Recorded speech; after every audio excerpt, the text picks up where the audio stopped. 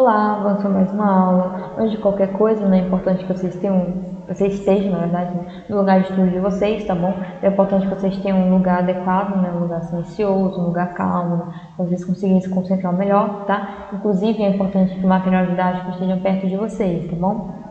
Enfim, a aula de hoje é de produção textual, né, ou redação, no caso, é uma análise, né, do gênero textual, né? Hoje a gente vai analisar a crônica argumentativa, tá bom? Semana passada eu trabalhei, né, a crônica narrativa com vocês, né? Eu coloquei aqui uma crônica bem curtinha até, né? Dá pra gente conseguir identificar alguns elementos inerentes a todas as crônicas, né? Principalmente as crônicas narrativas, porque através disso a gente pode compreender melhor a crônica argumentativa, porque justamente é um gênero que ele vai está ali entre a tipologia narrativa e a tipologia dissertativa, né? Enfim, porque ele é argumentativo, né? Só que ele é uma crônica, ele não deixa de ser uma crônica, tá bom? Então por isso que foi importante a gente ter visto a crônica antes, né?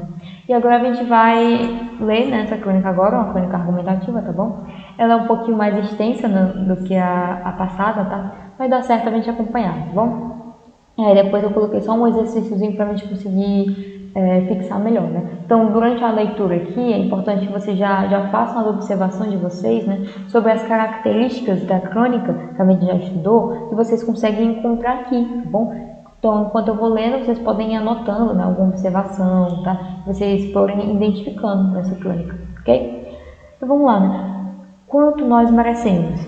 O ser humano é um animal que deu errado em várias coisas. A maioria das pessoas que conheço, se fizesse uma terapia, ainda que breve, haveria de viver melhor. Os problemas podiam continuar ali, mas elas aprenderiam a lidar com eles. Sem querer fazer uma interpretação barata ou subir além do chinelo, como qualquer pessoa que tenha lido Freud e companhia, não raro penso nas rasteiras que o inconsciente nos passa e enquanto nos atrapalhamos por achar que merecemos pouco. Pessoalmente, acho que merecemos muito. Nascemos para ser bem mais felizes do que somos, mas nossa cultura, nossa sociedade, nossa família não nos contaram essa história direito. Fomos onerados com um conto de ogros sobre culpa, dívida, deveres e mais culpa. Um psicanalista me disse um dia: minha profissão ajuda as pessoas a manter a cabeça à tona da água. Milagres ninguém faz. Nessa tona das águas da vida, por cima da qual nossa cabeça espia, se não naufragarmos de vez, somos assediados por pensamentos nem sempre muito inteligentes ou positivos sobre nós mesmos. As armadilhas do inconsciente, que é onde nosso pé derrapa, né, talvez nos façam vislumbrar nessa fenda obscura um letreiro que diz: eu não mereço ser feliz. Quem sou eu para estar bem, ter saúde, ter alguma segurança e alegria? Não mereço uma boa família, afetos razoavelmente seguros, felicidade em meio aos dissabores. Nada disso. Não nos ensinaram que Deus faz sofrer a quem ama? Portanto, se alguém começa a ir muito bem, possivelmente daremos um jeito de que desmorone, a não ser que tenhamos aprendido a nos valorizar. Vivemos o efeito de muita raiva acumulada, muito mal entendido nunca explicado, mágoas infantis, obrigações excessivas e imaginárias. Somos ofuscados pelo danoso mito da Mãe Santa e da Esposa Imaculada e do Homem Poderoso, pela miragem dos filhos mais que perfeitos, do patrão infalível e do governo sempre confiável. Sofremos sob o peso de quanto devemos a todas essas entidades inventadas, pois, afinal, por trás delas existe apenas gente, tão frágil quanto nós. Esses fantasmas nos questionam, mãos na cintura, sobrancelhas iradas. Ué, você estava quase se livrando das drogas, está quase conquistando a pessoa amada, está quase equilibrando sua relação com a família, está quase obtendo sucesso. Vive com alguma tranquilidade financeira? Será que você merece? Veja lá. Ouvindo isso, assustados, réus, no ato nada falho, tiramos o tapete de nós mesmos e damos um jeito de nos boicotar. Coisa que, aliás, fazemos demais nessa curta vida. Escolhemos a droga em lugar da lucidez e da saúde, nos fechamos para os afetos em lugar de lhes abrir espaço, corremos atarantados em busca de mais dinheiro do que precisaríamos. Se vamos bem em uma atividade, ficamos inquietos e queremos trocar. Se uma relação floresce, viramos críticos mordazes ou traímos o outro, dando um jeito de podar carinho, confiança ou sensualidade. Se a gente pudesse mudar um pouco essa perspectiva e não encarar drogas, bebidas em excesso, mentira, egoísmo e isolamento como proibidos, mas como uma opção burra e destrutiva, quem sabe poderíamos escolher coisas que nos favorecessem e não passar uma vida inteira afastando o que poderia nos dar alegria, prazer, conforto ou serenidade. No conflitado e obscuro território do inconsciente, que o velho sábio Freud nos ensinaria a arejar e iluminar, ainda nos consideramos maus meninos e meninas, crianças mal comportadas que merecem castigo, privação, desperdício de vida. Bom, isso também somos nós, estranho animal que nasceu precisando urgente de conserto. Alguém sabe o endereço de uma oficina boa, barata, perto de casa? Ah, e que não lide com notas frias? Enfim, gente, essa foi a crônica, né? A gente já consegue sentir, assim, uma certa semelhança e diferença com outros gêneros que a gente trabalhou, né? Não sei se vocês perceberam, né, aqui, junto com a leitura comigo, essa leitura foi bem leve, né? Foi bem fluida, né? Tem uma leveza aqui, né? Uma leveza parecida com a crônica que a gente tinha lido, né? A crônica narrativa, apesar de ter sido bem curta, né? A outra. Então, continua mantendo essa leveza, né? Característica da crônica, né? E aí a gente vê ao longo da história, ao longo do texto inteiro, que também tem uma certa semelhança com um artigo de opinião, né? Não sei se vocês perceberam, que basicamente a gente consegue ver o que a pessoa pensa sobre isso, né? Claro, não é de uma forma muito incisiva, como um artigo de opinião, né? Que você tem a tese ali bem definida para todo mundo ver, aí depois tem um argumento 1, tem um argumento 2, tem aquela coisa muito incisiva. Aqui não, né? Aqui está um pouco diluído, né? Tá parecendo o quê? Tá parecendo uma conversa, na verdade. Tanto é que vocês, sei lá, se eu tivessem fechado o olho enquanto eu estava lendo, vocês poderiam achar que eu estava conversando com vocês, por exemplo, né? Porque é uma leitura bem simples, é uma leitura bem fácil. E tem essa característica, né, de dialogar com o leitor. Então, enquanto a gente está lendo, a gente parece que a gente está conversando com a pessoa que escreveu, né, a crônica, né? Parece até uma mensagem, né? Enfim, se fosse menor, se fosse mais curta. Então, tem como característica isso, né? Esse diálogo com o leitor, né? Para tornar essa leitura bem mais simples. Apesar aqui da gente conseguir ver, sim, tá? Um posicionamento dessa pessoa, né? Ele não está muito incisivo, ele está mais numa reflexivo, né? Mais uma reflexão que a pessoa está fazendo, né? Enfim, só para exercício para a gente poder se guiar, né? Vou ter só um exercício mesmo, tá? Só para a gente conseguir se guiar, né? Conseguir pegar essas características e procurar no texto, tá bom? Indique quais sentenças a seguir são corretas, né? Sobre a crônica argumentativa que a gente lê, tá? Então vamos lá, né, gente? Mostra a visão pessoal sobre determinado assunto. Vocês acham que mostram? E aí, né? Podem pausar aí, podem tentar fazer, né? E aí vamos responder, né?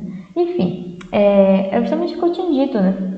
Ao longo do texto inteiro, a gente tem ali a visão de uma pessoa sobre um fato, né, sobre alguma coisa, né? No caso, é algo mais reflexivo, né? Ela está fazendo uma reflexão assim de uma maneira geral, né? Uma leitura assim sobre a nossa realidade, né? Enfim, ela até traz um Freud, né, para pegar um pouquinho desse gancho, né, para poder continuar, né? Então isso é interessante, né? Mostra realmente a visão daquela pessoa sobre aquele tema, tá bom? Então tá ali verdadeiro, tá? Inclusive é uma característica que acontece não só na crônica argumentativa, como na narrativa também tem, né? A gente tem ali uma perspectiva diferente sobre um fato cotidiano, né? Só que a argumentativa geralmente vai pegar algum fato mais atual, né? Alguma coisa que aconteceu, ou vai fazer uma reflexão sobre a sociedade de maneira geral, né? Enfim, por exemplo aqui, né, que trouxe a maneira que as pessoas lidam com as coisas, né? Uma análise mais comportamental, né? Uma coisa mais reflexiva, mas pode ser que pegue alguma questão social, por exemplo, né? E a pessoa faça uma reflexão em cima disso, tá bom? E a gente percebe também, já respondendo a outra, né, que tem um caráter mais crítico também, né? Ela faz uma certa crítica, não é só uma reflexão, né? Tem ali uma criticidade, tá bom? Então seria ver, né? Realmente mostra a visão pessoal sobre um determinado assunto. E aí, linguagem extremamente formal, Vocês acham que está extremamente formal? Não, né? A linguagem, pelo contrário, né? A linguagem informal, uma linguagem até coloquial, né? Porque está bem simples, né? Parece que é um diálogo, parece que ela está conversando com a gente, tá bom? Então, estaria errado no caso, né? Gênero humorístico, crítico, reflexivo ao mesmo tempo? Sim, né? É uma característica desse gênero textual, crônica de maneira geral, tá bom? Mas a crônica argumentativa, ela também vai manter isso, tá? É claro, às vezes uma coisa vai pesar mais que a outra. Por exemplo, aqui o que pesou mais foi esse lado reflexivo, né? Foi a reflexão em si, tá bom? Foi o que pesou mais, né? E o que pesou menos eu poderia dizer que foi o lado humorístico, né? Só que no finalzinho a gente ainda tem um certo humor, né? Uma certa quebra de perspectiva, né? Enfim, que causa um certo humor, tá bom? Mas aqui, predominantemente, foi essa parte mais reflexiva, né? Mas ainda a gente pode considerar correto, tá bom? Então seria ver também. Não apresenta o posicionamento do autor? E aí, o que vocês acham? Apesar de não ter uma tese definida, aquela coisa, né, que a gente já tinha trabalhado, gente, isso aqui não é um artigo de opinião e também não é um editorial, tá bom? Então, o posicionamento desse autor aqui vai se dar através do ponto de vista dele, que ele está tendo sobre um assunto, tá? Então, não precisa ter aquela coisa bem delimitada. Se a gente conseguir identificar esse ponto de vista, essa opinião sobre um assunto, a gente pode dizer assim que tem um posicionamento, tá bom? Então, na verdade, teria um posicionamento sim. Então, TF aqui, tá? Conversa com o leitor? Sim, né? A gente já tinha comentado sobre isso, né? O texto inteiro soa como se fosse uma conversa, né, que a pessoa está tendo, ok? Então, verdadeiro. Texto objetivo e informativo. Aqui tem que ter um pouquinho de cuidado, porque apesar de ser uma crônica argumentativa, você pode pensar, então é uma coisa mais séria, né? Vai parecer um editorial, sei lá. Não, tá? Ela ainda vai ter essa leveza da crônica, né? Que é o que eu tinha dito.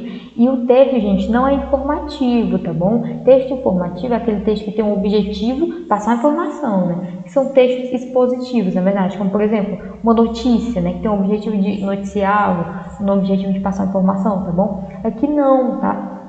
Aqui eu vou dar uma visão diferente sobre alguma coisa, né? Enfim, uma visão mais crítica, mais reflexiva, né? Então aqui o meu objetivo não é informar, né? Percebam que o objetivo aqui não foi informar sobre alguma coisa, não. A gente leu, a gente viu que é toda uma reflexão da pessoa, né? Então não é um texto informativo. E também não é um texto objetivo. Objetivo, gente, é quando não tem a participação do autor, né? Quando tem um distanciamento ali do autor, tá bom?